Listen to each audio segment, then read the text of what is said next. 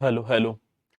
प्यारे साथी नमस्कार। मैं केशपाल कुमार स्वागत करता हूं आपके अपने परिवार रोजगार विद अंकित में।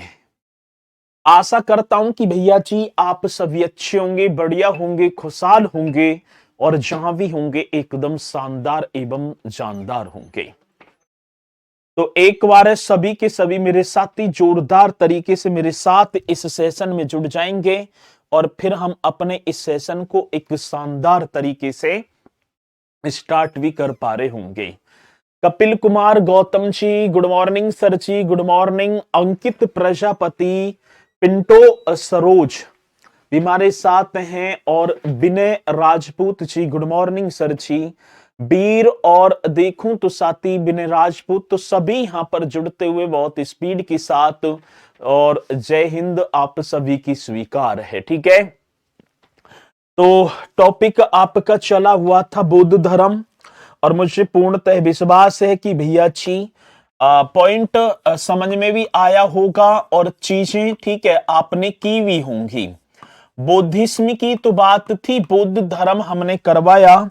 तो किसी मेरे साथी को कल जो मैंने टॉपिक ये बौद्ध धर्म का करवाया, कोई डाउट है तो बताओ और नहीं तो फिर आगे बढ़ जाओ। किसी भी मेरे साथी को कोई डाउट है तो बताएंगे और नहीं तो भैया आगे बढ़ जाएंगे। ठीक है, बौद्धिज्म जो हमने किया था, धर्मेंद्र जी जय भीम सर जी, राजू वर्मा गुड मॉर्निंग, आशीष राधे सर जी, राधे राधे जी। तो जल्दी से बताएंगे और फिर हम अपने इस सेशन को आगे की तरफ स्टार्ट करेंगे। अच्छा, शुभम कुमार जी, चलो ठीक है, जल्दी से बताओ एक बार है फिर मैं आगे चलूं। नो डाउट है, ठीक है, नो डाउट है तो अब जो है जिन्हें डाउट है ना बस उनसे ही तो किवानी है नो डाउट। बाकी तो सब ठीक थे। चलते हैं तो कोई नहीं, फिर जो है अब देखो बौद्ध धर्म की बात आती है तो साथी अब उत्तर प्रदेश सरकार में जो बौद्ध स्थल जहां पर गौतम बुद्ध जी ने कुछ समय व्यतीत किया, उनको एक सर्किट में बांधने के लिए, अब सपोज करो कि मैं गौतम बुद्ध जी के उन स्थलों के लिए ठीक है निकलूं जहां पर गौतम बुद्ध जी ने ठीक है ना अपना जो है समय व्यतीत किया था, तो सरकार ने उन्हें एक सर्किट में बांध दिया। अब जैसे सपोज करो कि मैं पहले चलूं सारनाथ से कुशीनगर ऐसे होते हुए सब में कहा गौतम बुद्ध जी ने जो है महापरिनिर्वाण किया, कहा धर्म चक्र प्रवर्तन हुआ, कहा उनका जन्म हुआ, ठीक है, कहा उनका बचपन व्यतीत हुआ। तो उन सारी चीजों को तो बस एक ही पॉइंट रह गया था और जिसका नाम था मेरे साथी बौद्ध सर्किट। और जब जो है पर्यटन वाला टॉपिक चलेगा ना तब भी मैं एक बार आप सभी को बताऊंगा, लेकिन मैं कराऊंगा ना, ठीक है। वहां पर जो बच जाएंगे ना, जैसे 12 सर्किट हैं, तो अब जैसे मैंने यहां पर बौद्ध सर्किट आपको यहीं लिखा दिया क्योंकि अब याद करने में और आसानी हो जाएगी, याद करने में और आसानी हो जाएगी। तो भैया अब चलते हैं बौद्ध सर्किट और आप बताते चलना। कपिल वस्तु सर जी, कपिल वस्तु, हाँ अब कपिल वस्तु हमने कल पढ़ा था और इसकी पहचान पिपर हवा ऐसी तो लिखा था मैंने, पिपर हवा। और बोले तो सर जी सिद्धार्थ नगर में जो सिद्धार्थ नगर का पिपर हवा है उसे भैया जी मतलब कि कपिल वस्तु की पहचान पिपर हवा सिद्धार्थ नगर के पिपर हवा से की जाती है। ऋषि कपिल वस्तु के राजा शुद्धोधन जो शाक्य गण के मुखिया थे, शाक्य गण के क्षत्रिय कुल के प्रधान थे, और साथ ही वो कौन थे? शुद्धोधन सिद्धार्थ के पिताजी थे।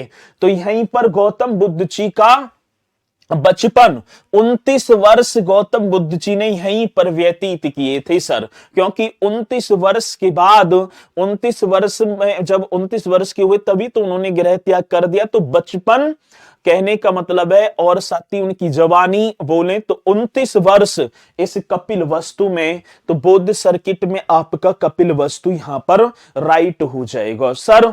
फिर आ जाओ जी सारनाथ, और ये सारनाथ कहां पड़ता है? वाराणसी में। यहीं पर गौतम बुद्ध जी ने अपने 5 ब्राह्मण सन्यासियों को, जो उनके मित्री तो थे, उनको भैया जी पहला उपदेश, जिसे धर्म चक्र प्रवर्तन, जिसे हिरण, जो मृग है ना, मृग के रूप में दर्शा दिया गया, मैंने ये सारी चीजें, और साथ ही सुत्त पिटक में इस पहले उपदेश का जो पहला जो इन्होंने अपना जो स्पीच दिया, उसका वर्णन, उसका उल्लेख सुत्त पिटक, 3 ही तो पिटक हैं, सुत्त पिटक होगा, विनय पिटक और अभिधम पिटक, तो इस सुत्त पिटक में और सारनाथ में इन्होंने भैया जी अपना पहला। अब इसी के साथ देखेंगे कुशीनगर। हाँ सर जी, हिरण्यवती नदी, वो हिरण्यवती नदी 2 साल वृक्ष के बीच, ठीक है ना, जो 2 साल वृक्षों के बीच में गौतम बुद्ध जी का महापरिनिर्वाण हुआ, जो दाह संस्कार रामा सांभार नदी के तट पर, और साथ ही वहां पर रामाभर एक स्तूप भी बना, तो यहीं पर गौतम बुद्ध जी को मेरे साथी मल्लों का राज था, महापरिनिर्वाण की प्राप्ति हो जाती है। कौशाम्बी, अब आपको करते चलना है। कौशाम्बी की बात आती सरची, ये भी बौद्ध सर्किट में ही है कौशाम्बी, और कौशाम्बी वत्स महाजनपद की राजधानी थी। बुद्ध के समकालीन यहाँ के राजा थे उदयन, और उदयन के काल में जो टाइम पीरियड था, कई बार गौतम बुद्ध जी गए थे, तो इसलिए मेरे साथी, और कौशाम्बी जो है ना, जैन एवं बौद्ध दोनों का प्रमुख जो है केंद्र बिंदु रहा है, तो कौशाम्बी भी भैया जी बौद्ध सर्किट में आता है। इसी के साथ श्रावस्ती, वो श्रावस्ती जहां पर गौतम बुद्ध जी ने सर्वाधिक उपदेश, अपना सर्वाधिक वर्षावास इसी श्रावस्ती में व्यतीत किया था, ये आप सभी को पता है। सर एक संकीसा, ऐसा क्वेश्चन आएगा, इन्हें तो श्रावस्ती वगैरह तो आप कर देंगे, संकीसा, और ये संकीसा पड़ता है फर्रुखाबाद में, गंगा नदी के तट पर लाला, ठीक है। कौन सी नदी? गंगा नदी के किनारे संकीसा, और यहीं पर गौतम बुद्ध जी ने मतलब कि अपनी मां को प्रवचन देने के लिए बोलेंगे तो कहां से, मतलब अवतरण लिया था दोबारा, ठीक है, आए थे प्रवचन देने आए थे, ठीक है ना, कहां पर? संकीसा, और संकीसा कहां पड़ता है? फर्रुखाबाद में। सर जी एक और होगा अतरंजी खेड़ा, एक और है अतरंजी, अतरंजी खेड़ा, और अतरंजी खेड़ा, ठीक है, ये आपका कहां पर? एटा में पड़ता है, ये भी बौद्ध सर्किट में है, और यहां पर गौतम बुद्ध जी ने अपना 12वां वर्षावास व्यतीत किया था। मतलब कि 12वां वर्षावास कहने का मतलब कि जो जब ज्ञान की प्राप्ति हुई गौतम बुद्ध जी को, तो उनके ज्ञान प्राप्ति का बाद के जो 12वां जो वर्ष था, वो जो वर्षावास आप समझ गए होंगे, जो ऋतु आती है वर्षा ऋतु, वो यहीं पर अतरंजी खेड़ा में व्यतीत किया सरजी। एक देवदह, देवदह ये आपका कहां पर पड़ेगा सरजी? महाराजगंज में। और देवदह, ठीक है ना, देवदह गण के एक राजा थे अंजन, और अंजन की पुत्री थी महामाया देवी, और महामाया देवी कौन थी? गौतम बुद्ध जी की माता थी देवदह।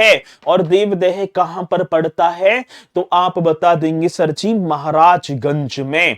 और रामगिराम्बी हम देखेंगे, रामगिराम्बी मैंने कल बताया कई जगह आपको गोरखपुर मिलेगा जी, लेकिन आप महाराजगंज ही कर देना। और अहिच्छत्र जो कि आपका ये होगा सर जी बरेली, ठीक है ना, यहां भी गौतम बुद्ध जी आए थे, तो ये आपके भैया जी बौद्ध सर्किट में है। आगे बात समझ में?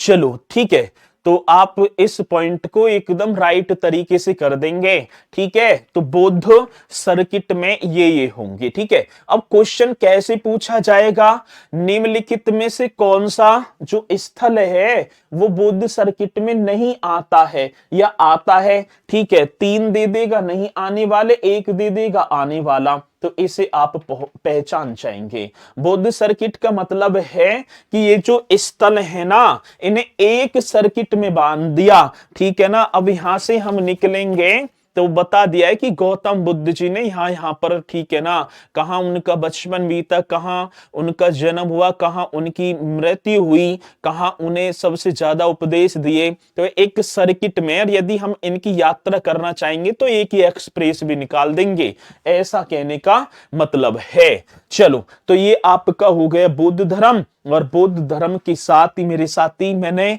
कोई ऐसा पॉइंट ना छोड़ा होगा जो आप के ना आता हो। अब तो सारी चीजें रट गई होंगी, और इसी के साथ हम चलते हैं भैया जी जैनिज्म की तरफ, मतलब कि जैन धर्म। ठीक है, कौन सा धर्म हो गया, तो भैया आप लिख देना जैन धर्म, जैनिज्म की बात है, जैन धर्म। अब देखो, एक और बात मैं आप सभी को बताऊंगा, ठीक है।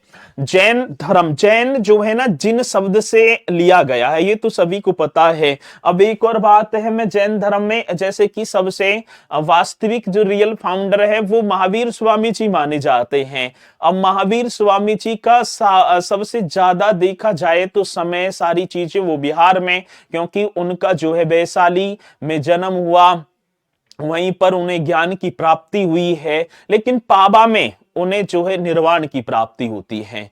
सर आपने बौद्ध संहिता तो ना कराई है भैया, मैं ना करा पाऊंगा बौद्ध संगतियां, उन्हें सरी कराएंगे जो हिस्ट्री वाले हैं, ठीक है। मैंने कल आपसे क्या कहा था, मैं उत्तर प्रदेश का कराऊंगा, और सारी की सारी बौद्ध संगतियां एक भी उत्तर प्रदेश में ना हुई हैं। पांचवी तो होगी हर्षवर्धन की शासन काल में, ठीक है, उन्होंने महामोक्ष परिषद का आयोजन किया, बौद्ध सम्मेलन प्रयाग और कन्नौज में बुलाए। तो वो जब राजा हर्षवर्धन आएंगे ना, थानेश्वर वगैरह, ये सारी कन्नौज वगैरह, तब अभी आने वाला है 2-3 दिन में, ठीक है। चलो, अब चलते हैं भैया जी, जैन धर्म की बात है। ये जो जैन शब्द है, जिन से निकला है ये शब्द, ये जो जैन जो शब्द है, ये किससे निकला है, जिन। और जिन का शाब्दिक अर्थ होता है विजेता। विजेता मीन्स बोले तो जितेंद्रिय, और जितेंद्रिय को भी भैया जी, ठीक है, जितेंद्रियों को भी हम देखेंगे। अरे भैया, ये आते हैं उत्तर प्रदेश में, तब की हिस्ट्री पढ़ा रहे हो, चुप पढ़ लो आराम से, ठीक है। फिर ये क्या होगी कि नो जो है ऐसे कहते हैं, आराम से पढ़ लो, यहां से मुझे इतना पता है। अब देखो, जो हिस्ट्री पढ़ाएंगे सर, वो उत्तर प्रदेश के इतिहास में इतने डीपली ना जाएंगे, वो देवदह ना बता पाएंगे, मतलब कि ऐसे ना बताएंगे, देवदह तो बताएंगे, लेकिन ये ना बताएंगे कि उत्तर प्रदेश के कौन से जनपद में है। ना वो बौद्ध सर्किट कराएंगे, उनका क्या मतलब बौद्ध सर्किट से, बौद्ध सर्किट तो उत्तर प्रदेश में का वो है सारा, हम कराएंगे, ठीक है ना, ठीक है। वो बताएंगे पूरा का पूरा कहां संगति हुई, प्रथम उपदेश, ये सारी चीजें जो इतिहास की उत्तर प्रदेश में घटित है, वो मैंने बता दी हैं, ठीक है। ज्यादा जो है ज्ञान न लड़ाएंगे।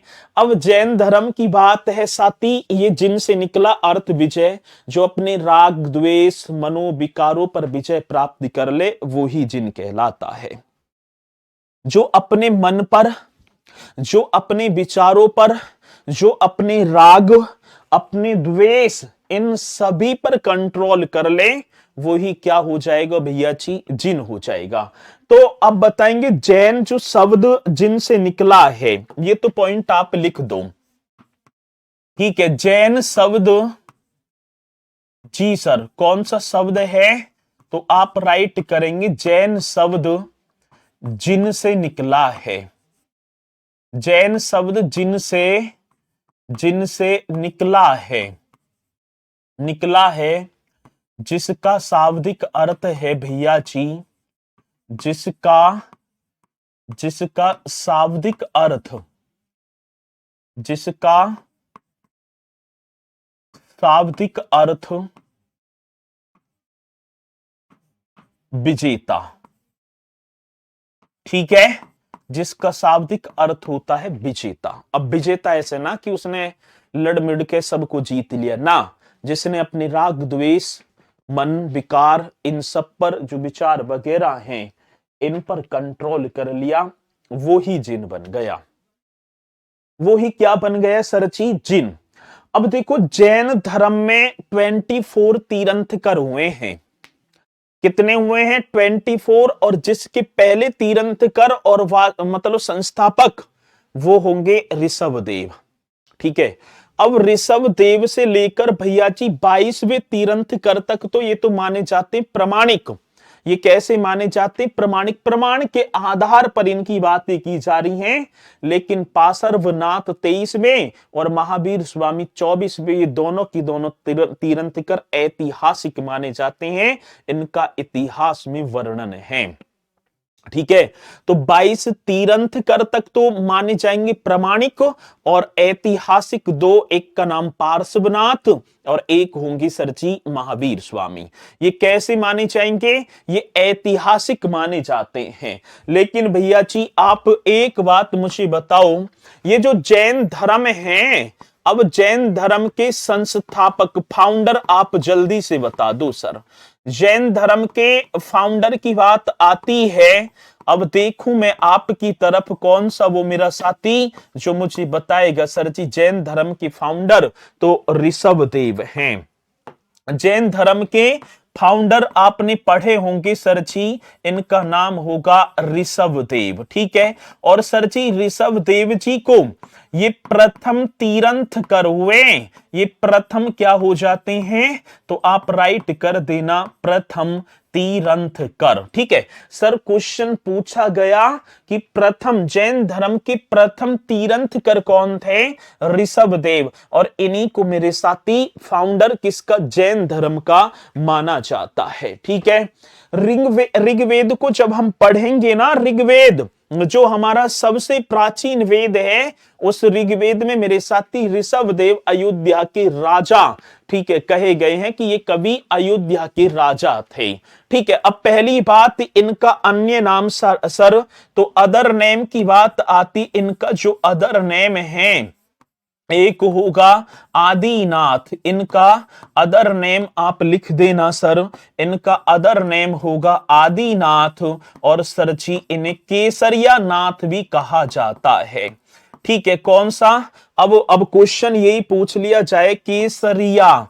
ठीक है, केसरिया नाथ।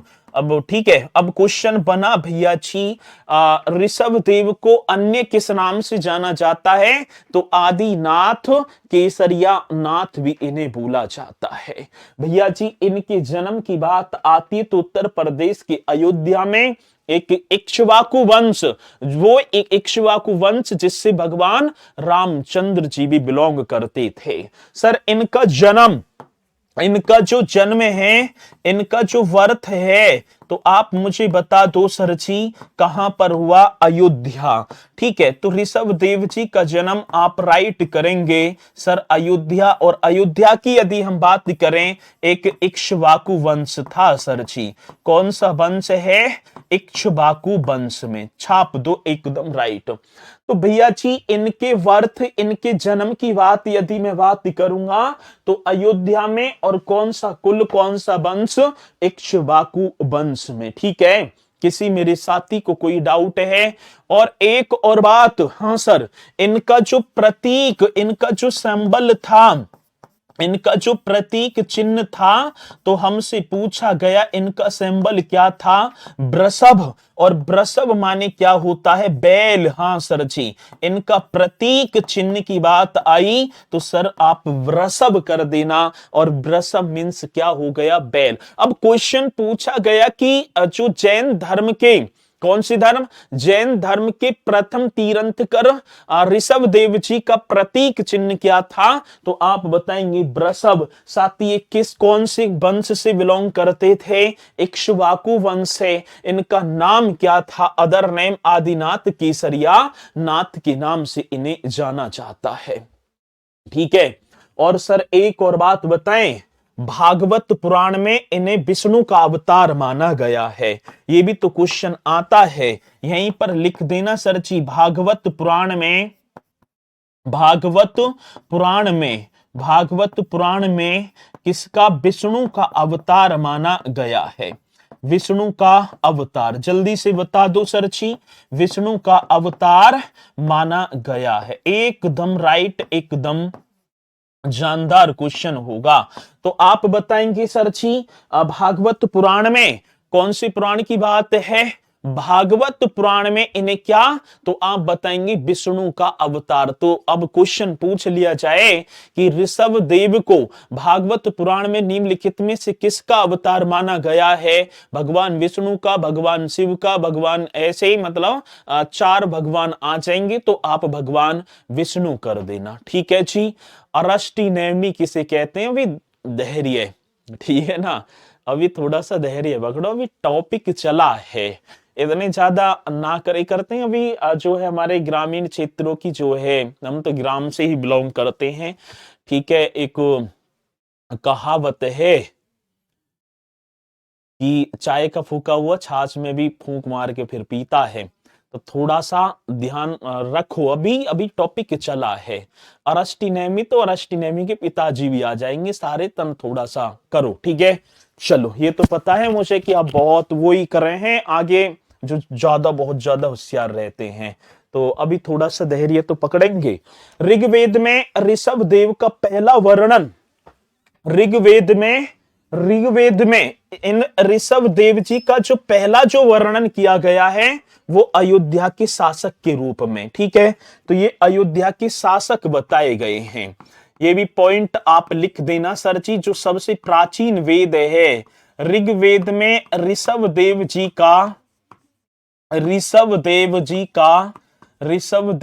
का पहला वर्णन, जो पहला फर्स्ट जो वर्णन है वो अयोध्या के शासक के रूप में, पहला वर्णन मेरे साथी किसके रूप में, तो आप राइट करेंगे अयोध्या के शासक के रूप में, अयोध्या के शासक के रूप में किया गया है, अयोध्या के शासक के रूप में किया गया है। किसी मेरे साथी को कोई डाउट है, किया गया है? नहीं सर, यहां तक तो आप कर लेना। ऋग्वेद में ऋषभ देव का पहला जो वर्णन है वो अयोध्या की, ठीक है जी, मतलब कि कर देना, किया गया है। बहुत बढ़िया। चलो, अब दूसरी बात क्या होगी सर जी, इन्हें केवल्य ज्ञान, जब जैन धर्म में, भाई इनसे तो लिख ही लेंगे, जब जैन धर्म में पूर्ण जो है ज्ञान हो जाता है ना, तो एक केवल्य शब्द का प्रयोग कर दिया जाता है। तो केवल्य, और मैं आगे लिख भी दूंगा ज्ञान, ठीक है।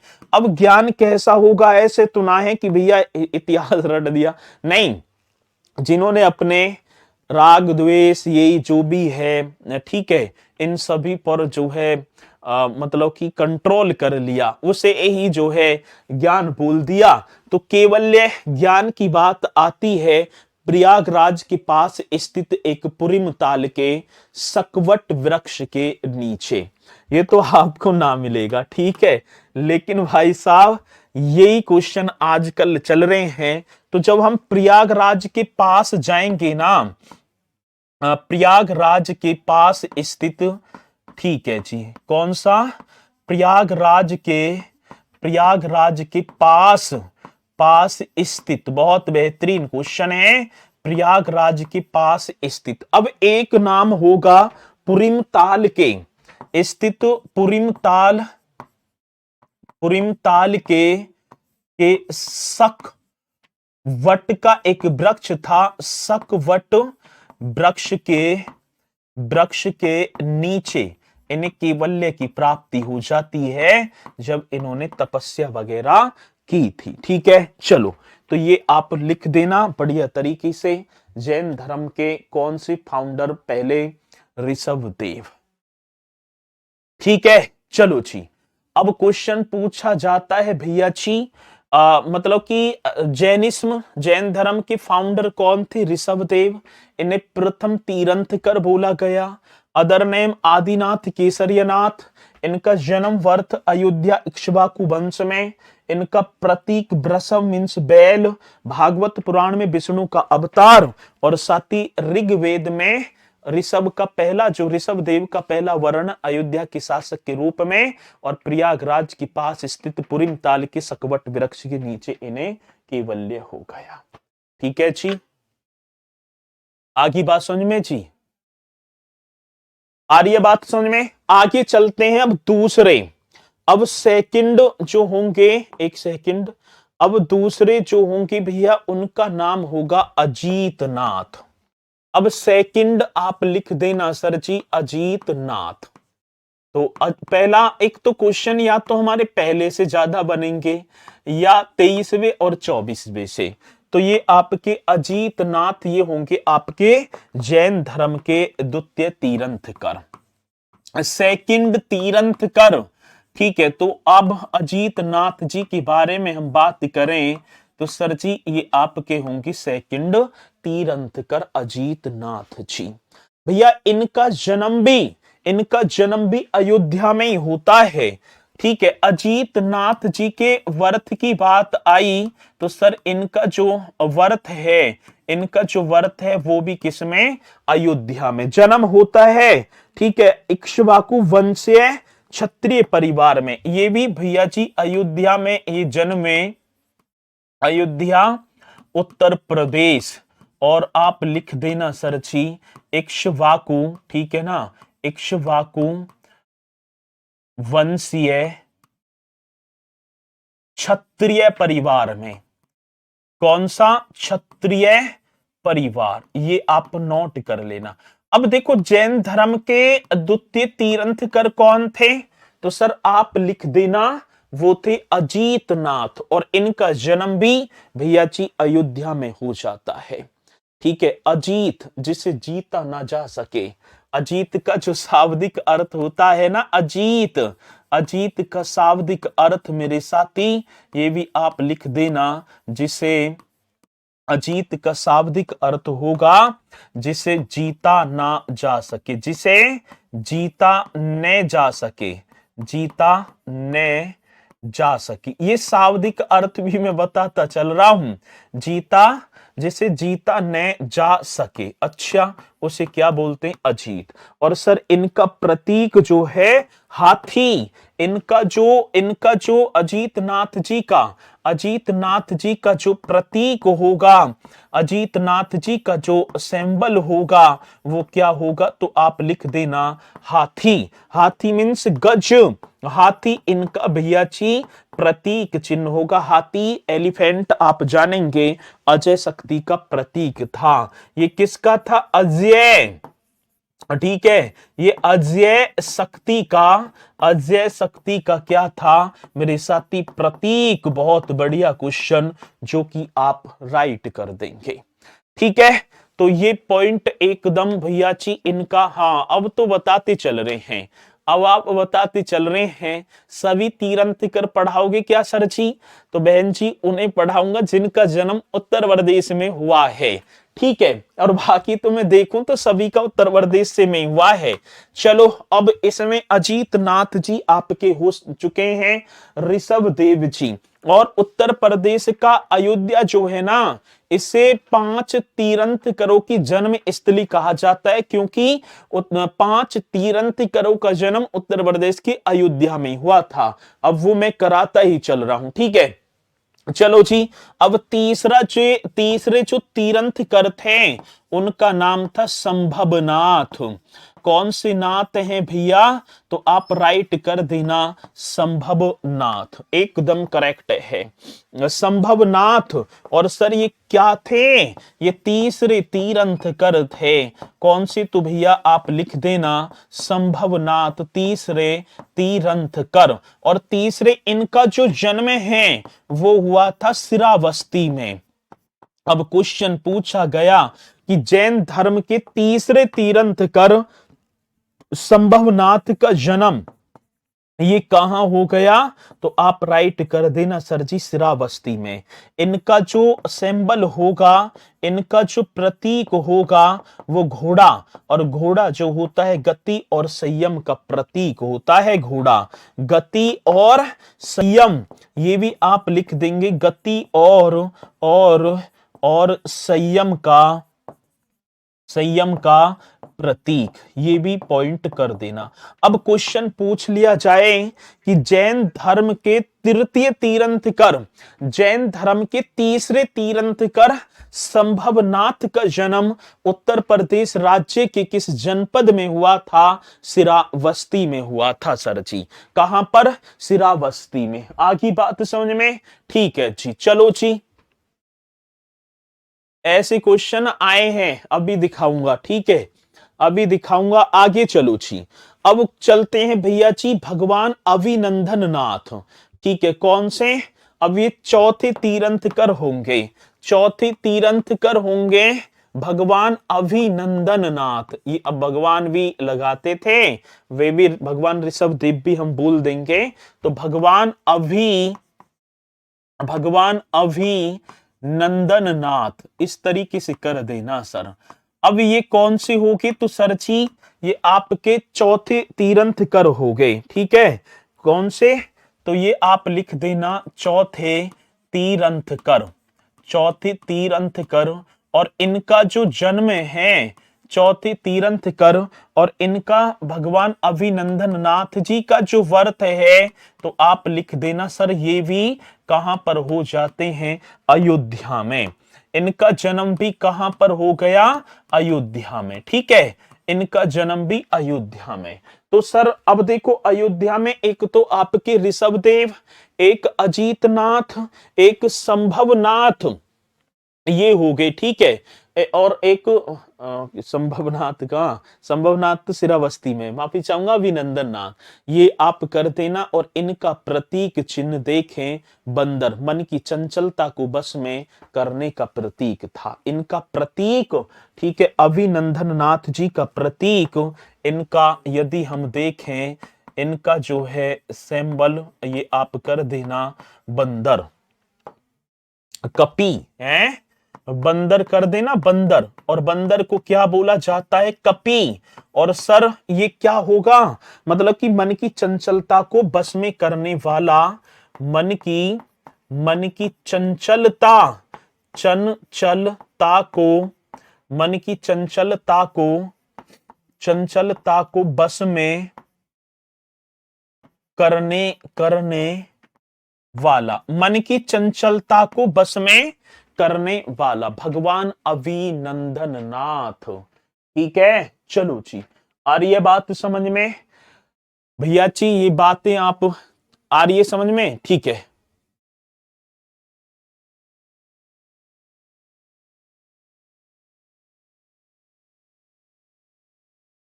चलें जी, यहां तक कंप्लीट है, बहुत बढ़िया। अब पांचवें पर चलेंगे सर जी, भगवान सुमतिनाथ, ठीक है। अब पांचवें तीर्थंकर, पांचवें थे भगवान सुमतिनाथ, है ना? कौन सी नाथ थे? भगवान सुमतिनाथ, इस तरीके से आप लिख देना जी, भगवान सुमतिनाथ। और सर ये आपके बनेंगे पांचवें तीर्थंकर, पांचवें आप समझ जाएंगे, पांचवें तीर्थंकर। और सर इनका जन्म भी, इनका वर्थ भी, इनका जन्म भी मेरे साथी कहां? तो आप राइट कर देना अयोध्या में। इनका जन्म भी कहां पर हो गया? अयोध्या, करेक्ट कर दो एकदम। तो सर भगवान सुमतिनाथ ये पांचवें तीर्थंकर, इनका वर्थ अयोध्या में। और इसी के साथ छठवें, अब तो नहीं लिख लो बस, ठीक है। छठवें आते हैं तीर्थंकर भगवान पद्म प्रभु, ये बहुत इंपोर्टेंट है वे, ठीक है। एक नाम और होगा भगवान पद्म प्रभु, ठीक है। ये कौन से होंगे सर जी? ये आपके छठवें तीर्थंकर, ये आपके कौन से? छठवें तीर्थंकर, ठीक है। ये छठवें तीर्थंकर होंगे।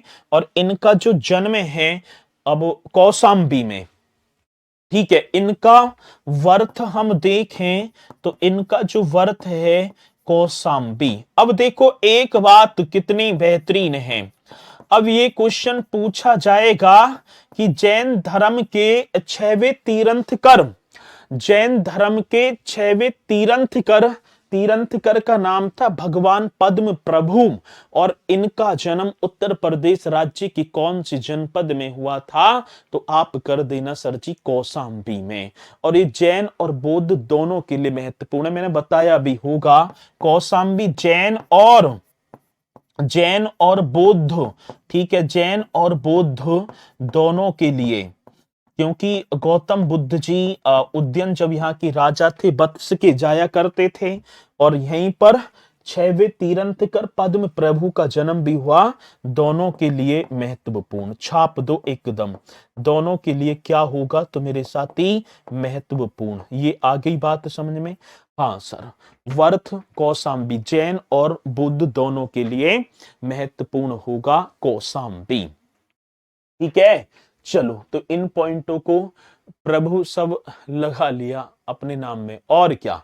और दूसरी बात क्या है, ये जो कौशाम्बी है ना, आज भी भगवान पद्म प्रभु का यहीं पर जैन मंदिर भी है जिसे प्रभास गिरी के नाम से जाना जाता है। ठीक है ना, तो यहाँ पर एक मंदिर भी है, कौशाम्बी में मंदिर है इन्हीं के नाम पर, मंदिर जो प्रभास गिरी।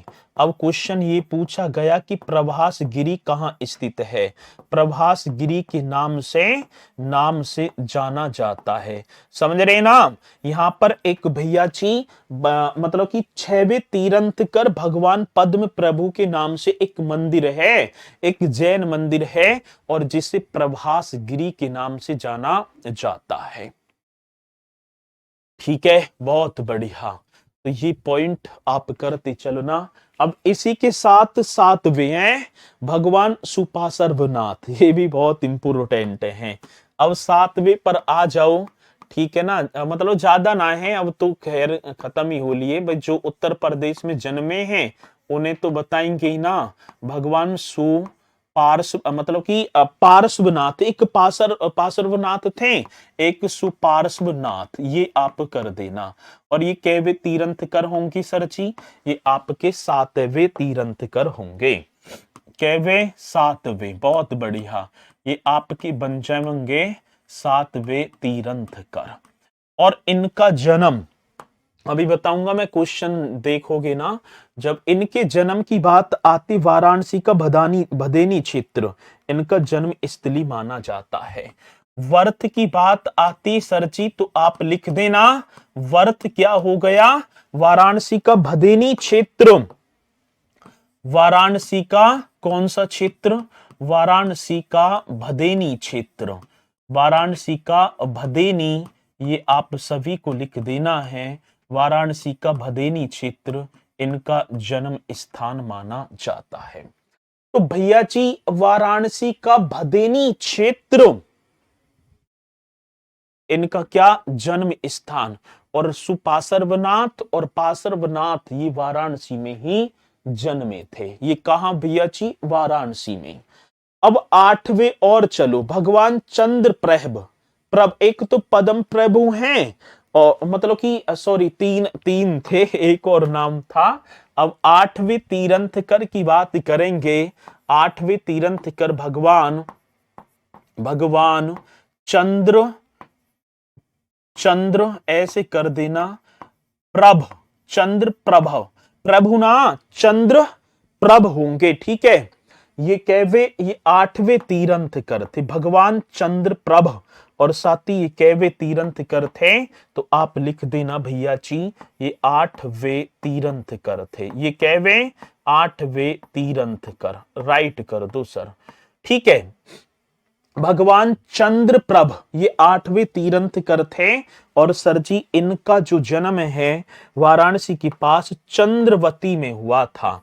इनका भी यदि हम देखें, इनके भी वर्थ की बात आती है तो सर जी भगवान चंद्र प्रभ वाराणसी के पास चंद्रवती, ये लिख देना, वाराणसी के पास चंद्रवती, भाई ये याद तो करने हैं। ठीक है, चंद्रवती, और बाकी मैं चीजें ना लिखवा रहा, चंद्रवती में, ठीक है, इनका जन्म हो जाता है। ठीक है, आ रही है बात समझ में ना। सुमंती नाथ का प्रतीक चिन्ह हंस है।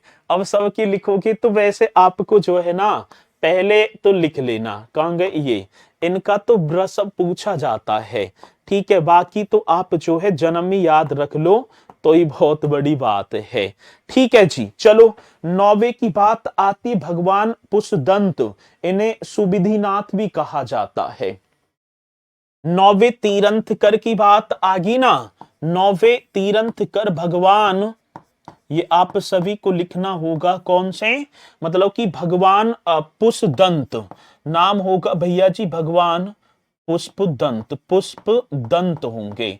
इन्हें सुविधिनाथ भी, इनका अन्य नाम जो था सुविधिनाथ, ये भी आप लिख देना, इन्हें अन्य नाम सुविधिनाथ भी, या तो भगवान पुष्पदंत बोल देंगे या सुविधिनाथ, इनका एक नाम था ये।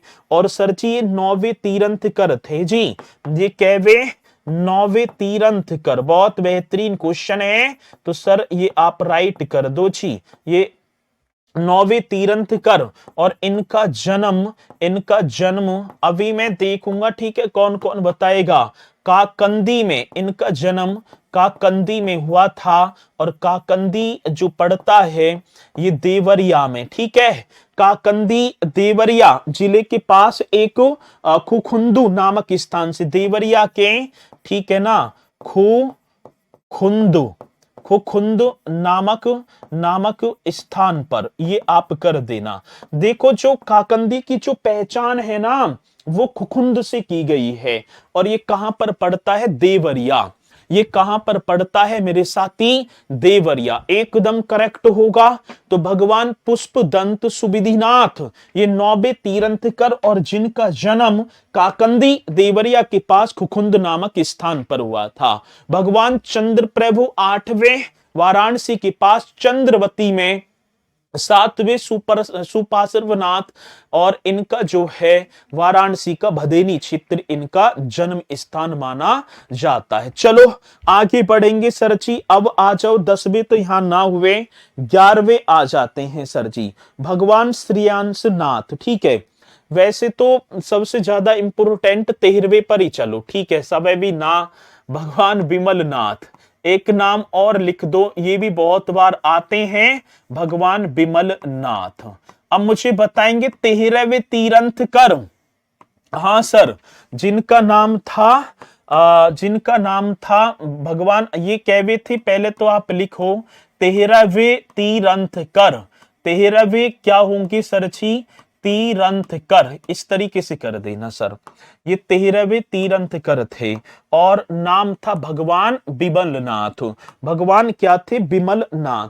काम्पिल्य, बहुत इंपोर्टेंट क्वेश्चन है, फरुखाबाद में इनका जन्म हो गया, ठीक है, जन्म की बात है सर, ये बहुत इंपोर्टेंट क्वेश्चन होगा। इनका जो जन्म है वो कहां पर हो जाता है, काम्पिल्य। अब क्वेश्चन पूछा गया, ये तो दक्षिणी पांचाल की राजधानी बताई थी, और क्या, काम्पिल्य, और ये जगह कहां पड़ती है मेरे साथी, फर्रुखाबाद में। अब क्वेश्चन हमसे पूछ लिया जाए कि जैन धर्म के 13वें तीरंथकर, और तीरंथकर का नाम क्या होगा, तो आप बताएंगे सर जी उनका नाम होगा विमलनाथ, और ये इनका जन्म काम्पिल्य फर्रुखाबाद में हो गया। एक और नाम आप करेंगे भगवान अनंतनाथ, ठीक है जी। एक 14वें तीरंथकर और होंगे, और 14वें तीरंथकर का नाम होगा भगवान अनंतनाथ, ठीक है। कौन से, तो राइट यहां करेंगे भगवान अनंतनाथ, ये बहुत बेहतरीन क्वेश्चन है, भगवान अनंतनाथ, ये आप लिख देना। और सर जी ये कहवे 14वें तीरंथकर, ये आपके 14वें, और इनका जो जन्म है ये भी अयोध्या में ही हो गया। 14वें तीरंथकर थे, और इनका जन्म मेरे साथी, इनका जन्म जो होगा वो भी, इनका जो बर्थ है वो भी कहां पर होगा, ये आप लिख देना अयोध्या में। पहले एक बार मुझे बताओ कि ये नोट, बाकी में कुछ लिखा ही ना रहा, बाकी तो भैया ये अभी देखना कि क्वेश्चन कैसे बनेगा। भगवान अनंतनाथ, ठीक है, एक स्थान तो पावापुरी आया था पेट में, हाँ ये हो गया सर, जैन और बौद्ध धर्म के लिए एक स्थान तो पावापुरी आया था, बिल्कुल आया होगा, ठीक है, ये मल्लो के कुशीनगर पाबा, यहाँ पर जैन धर्म की महावीर स्वामी जी को महापरिनिर्वाण, और कुशीनारा में भगवान बुद्ध। लेकिन उत्तर प्रदेश में हम चले कौशाम्बी, कौशाम्बी जो स्थल है वो बौद्ध और जैन दोनों धर्मों का महत्वपूर्ण स्थल माना जाता है। ठीक है, चलो ये आगे बात समझ में। अब इसी के साथ चलेंगे भैया जी हम भगवान शांतिनाथ की तरफ, और ये होंगे 16वें तीर्थंकर।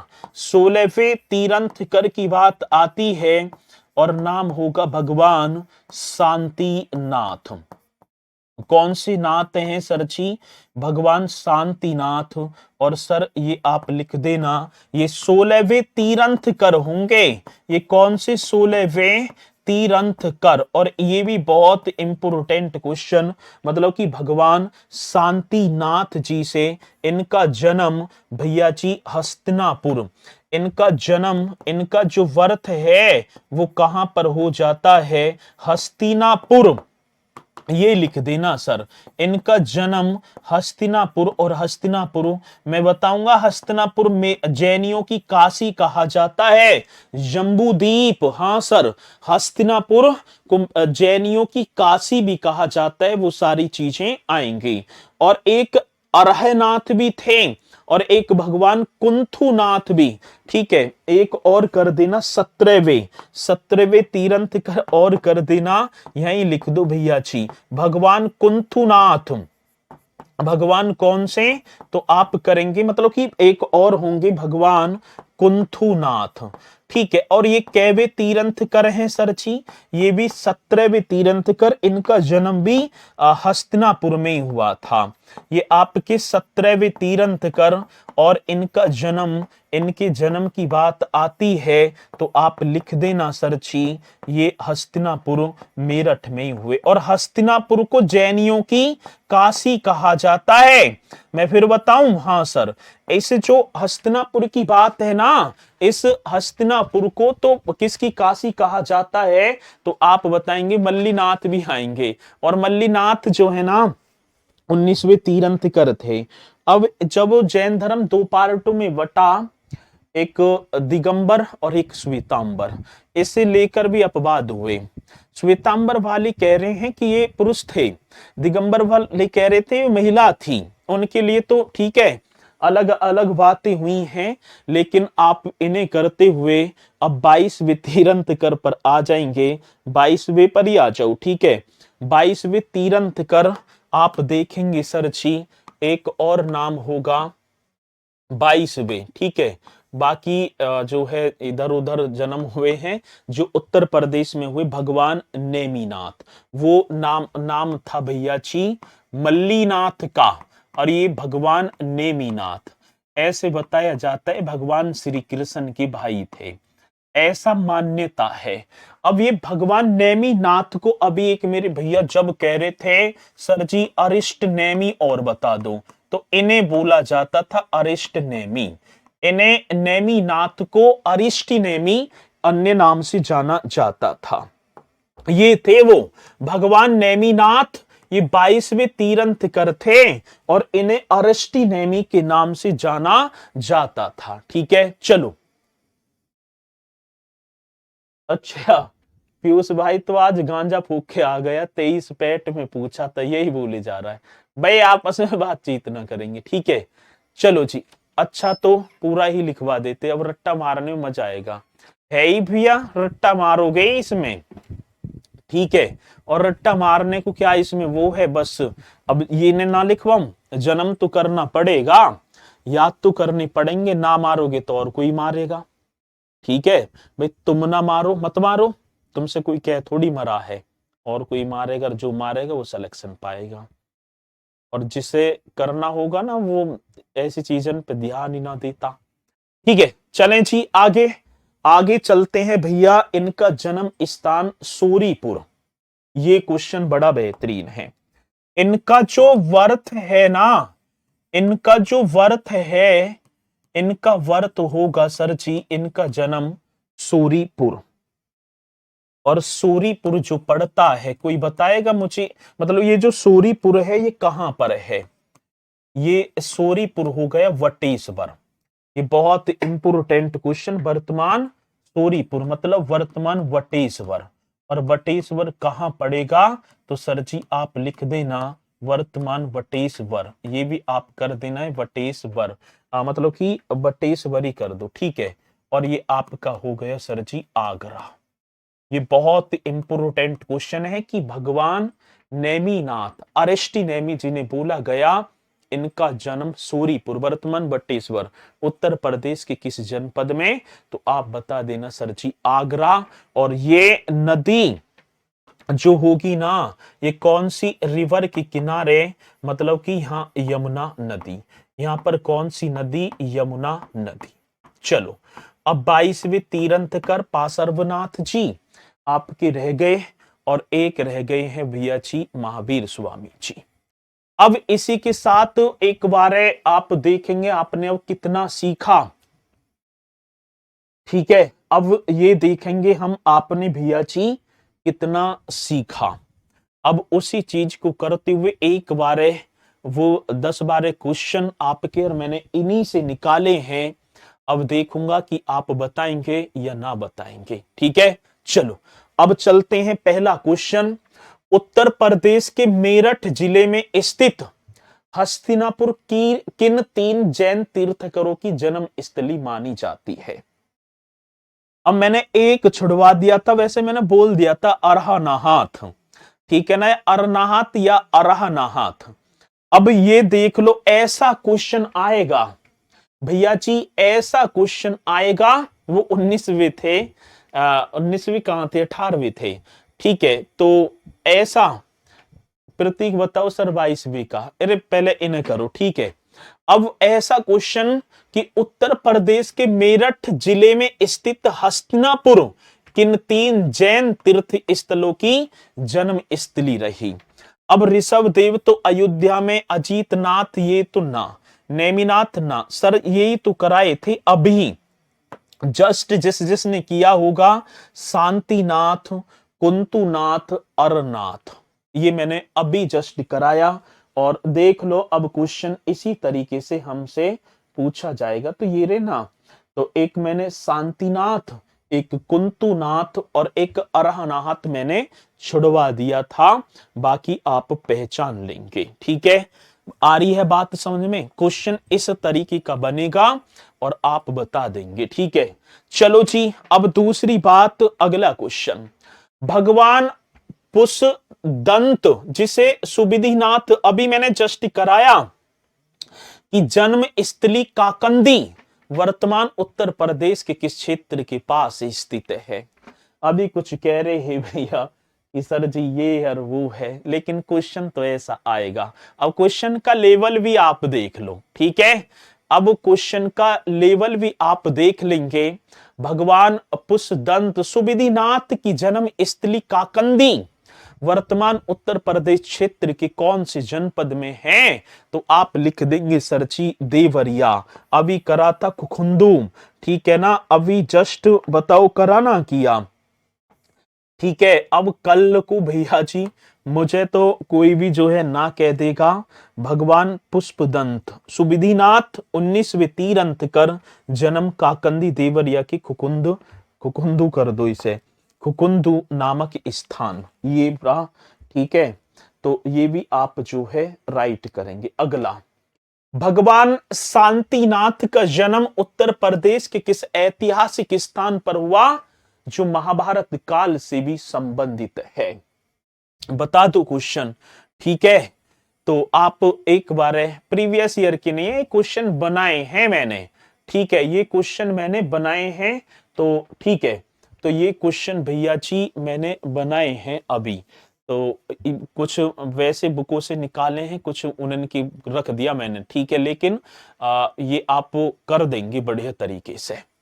तो भगवान शांतिनाथ का जन्म उत्तर प्रदेश के किस ऐतिहासिक स्थान पर हुआ जो महाभारत काल से संबंधित है? तो आप हस्तिनापुर, अभी जस्ट करवाया, वो हस्तिनापुर जिसे जैनियों की काशी कहा जाता है। ये भी सारी चीजें मैं कराऊंगा, ये भी सारी चीजें कराऊंगा।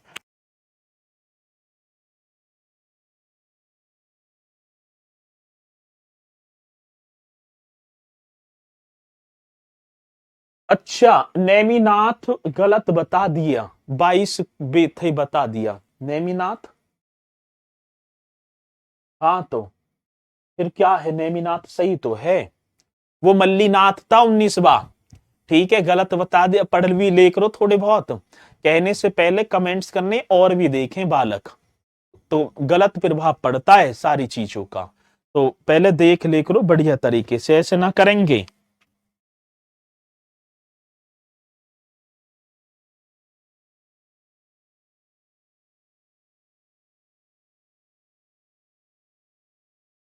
चलो जी, ये पॉइंट आपके समझ में आया होगा। ठीक है, आ रही है बात समझ में, वो मल्लीनाथ है 19वां, नेमिनाथ 22वें है। ठीक है सचिन कुमार जी, क्या बात है भैया, नुसनविलो है क्या। चलो आगे चलेंगे, अगला क्वेश्चन।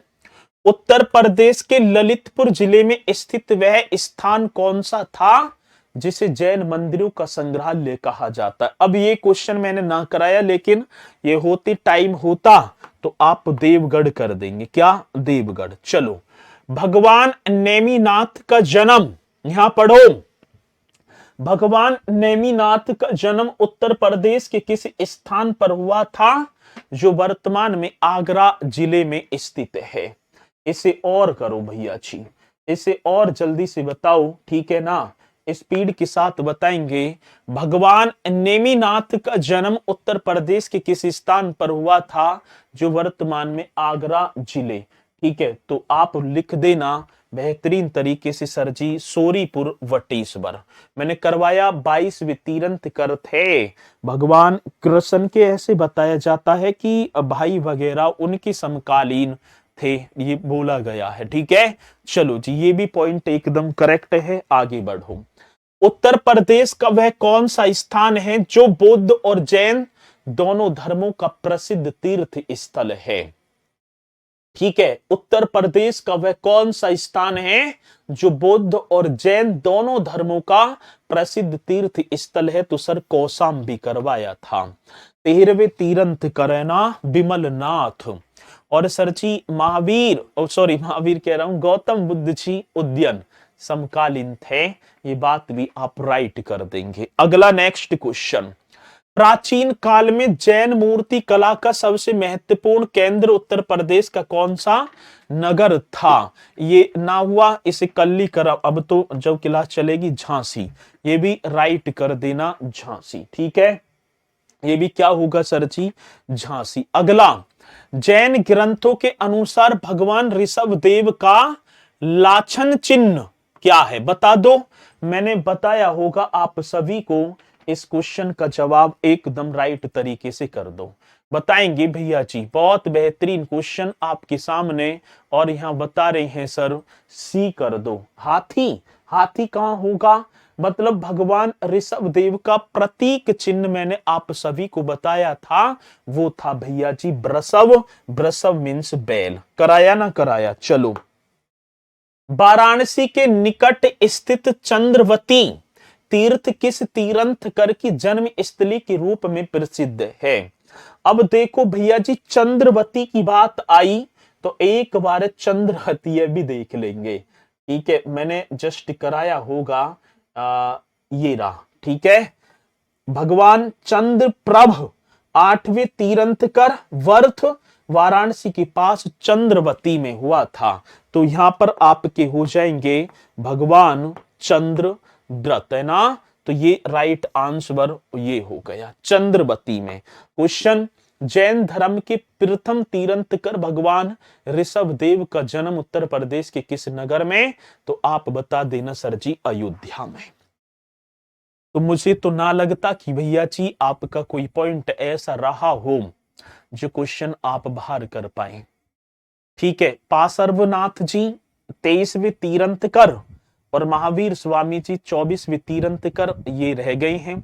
महावीर स्वामी जी से तो ज्यादा पॉइंट ना बनेंगे, लेकिन पार्श्वनाथ जी तो पूरे उत्तर प्रदेश, क्योंकि वाराणसी में वो जन्मे थे, अश्व सेन उनके पिताजी का नाम था। इन सारी चीजों को करेंगे मेरे साथी हम। एक और चीज, अभी एक सेकंड और रुकना। कल मेरी 10 बजे से मैराथन कक्षा है यूपी की। ठीक है, 10 बजे एक मैराथन कक्षा ठीक है, आप सभी को जुड़ना है RWA, ठीक है, RWA एक स्टेनो, ठीक है ना, या स्टेनो RWA ऐसे कर देना। स्टेनो जो कि हमारा पूरा का पूरा स्टेनो RWA एक चैनल है, कल 10 बजे सैटरडे है ना, कल अपना लेवल देख लेना, ठीक है। अपना क्या है भैया जी, लेवल देख लेना एक बार आके, और क्वेश्चन देख लेना कि किस तरीके के क्वेश्चन आएंगे, ठीक है। तो कल 10 बजे आप सभी को जुड़ना है। कै बजे? तो आप बताएंगे सर जी 10 बजे। इंग्लिश में भी सभी क्लास की और बुक PDF भी इंग्लिश में दे दो, ठीक है, तो मैं बात कर लूंगा। तो सभी आ सकते हैं। सर क्विज डाल दिया करो, क्विज के लिए मैं मैराथन में ही लग रहा था भाई, मैं माफी चाहूंगा, मैं सोया भी।